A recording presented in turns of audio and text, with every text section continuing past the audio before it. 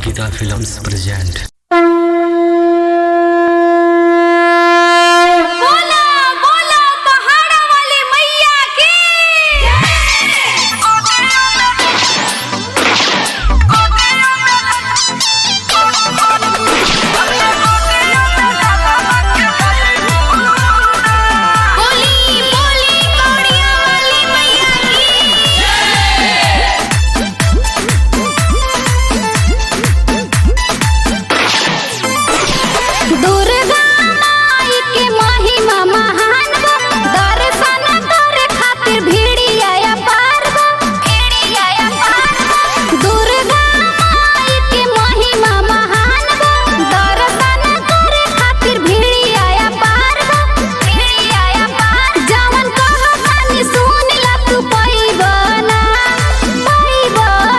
जबले माई के चुनरी चढ़ई बुना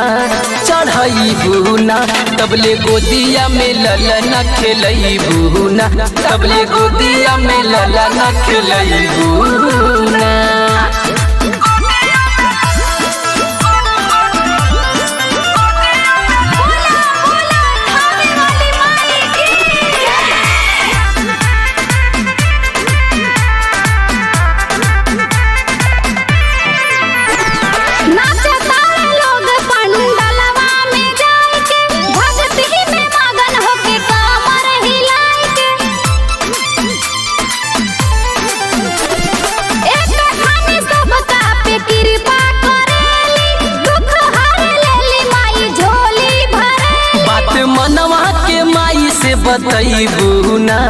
बताई बुना तबले गोदिया में ललना खेलई बुना तबले गोदिया में ललना खेलई बुना तबले गोदिया में ललना खेलई बुना।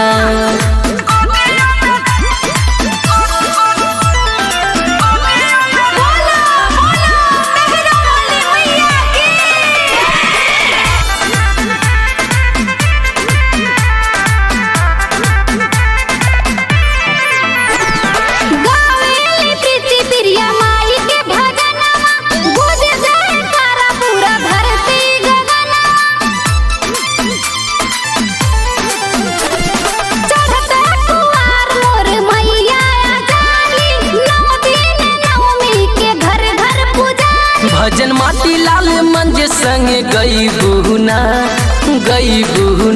तबले गोदिया में ललना खेलई बुना तबले गोदिया में ललना खेलई बुना।